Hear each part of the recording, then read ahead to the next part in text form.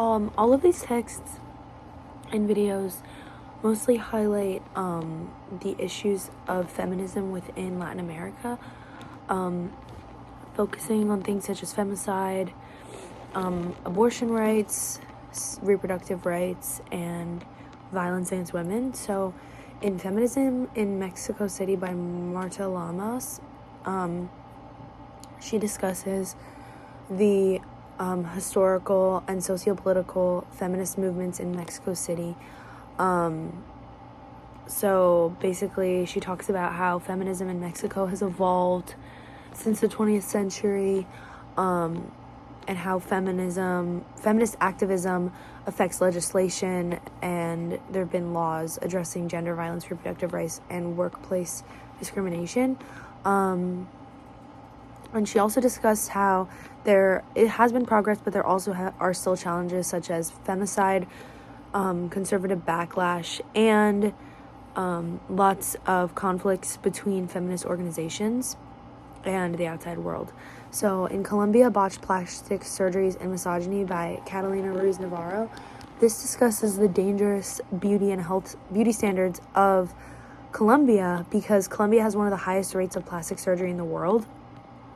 And there are these beauty standards in Colombia of women with a specific facial type, body type, and it's very, very normalized for these women to get plastic surgery to improve their appearance, but there are many illegal and unregulated clinics which cause botched surgeries, severe injuries, and death. And Ruiz Navarro criticizes the deeper societal issues that cause this, and says that women are pressured into getting these surgeries to meet the patriarchal standard of beauty, which is very prevalent not only in Latin America but all over the world.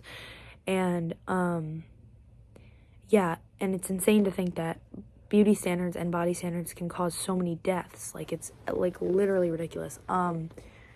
So she Ruiz Navarro calls for cultural change, increased regulation in plastic surgery clinics, and critiques of beauty standards in Latin America.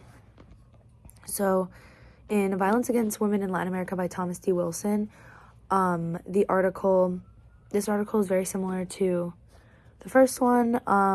He highlights the prevalence of violence against women, including domestic abuse, sexual abuse, and femicide, which is murder of women for being women. And the way that this article differs from the other ones is that he talks about how economic instability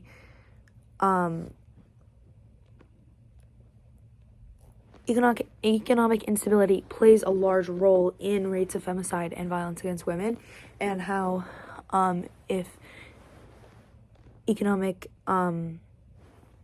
standards were better, then there would be less femicides, which is very similar to Femicide in Latin America, an economic approach by Alvarez Garavito and Acosta Gonzalez, which talks about a very similar thing, talks about femicide from an economic perspective, and shows how economic empowerment, like from things like employment opportunities or access to education, it can reduce women's vulnerability to gender violence. So he's basically saying legislation is helpful for preventing violence, but there's other ways to do it, such as changes that address the economic structures that perpetrate gender inequality and therefore lead to femicide. So the first video, how reproductive rights were won in Latin America,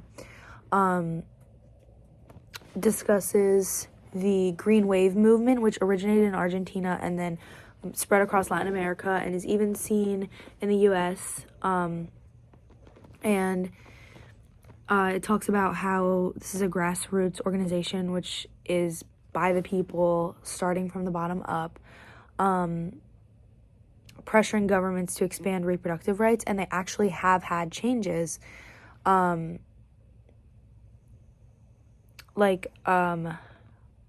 pretty sure it was Argentina, I could be wrong, legalized abortion up to 14 weeks of pregnancy.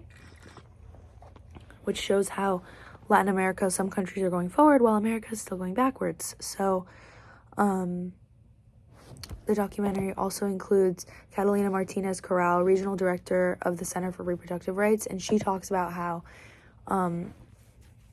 this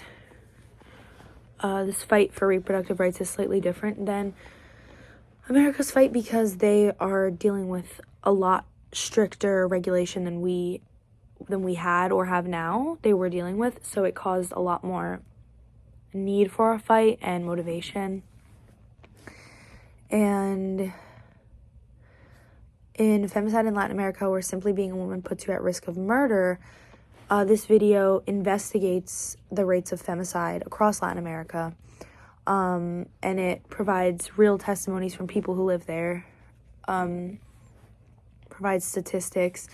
El Salvador, Honduras, and Mexico are among the most dangerous countries for women, and talks about how there have been tougher laws put in against femicide, like life in prison rather than 8 years in prison, which was the old ruling for femicide, which is insane, literally insane. I don't know how that's real, but yeah, I'm glad it's life now. Yeah, and it just discusses how awareness of femicide has grown, but there's still lots of work to be done because so many women are still being murdered. So yeah, all of these sources are just pretty much assessing female rights, reproductive rights, femicide, and how Latin America has made improvements, which are very impressive, but it needs more.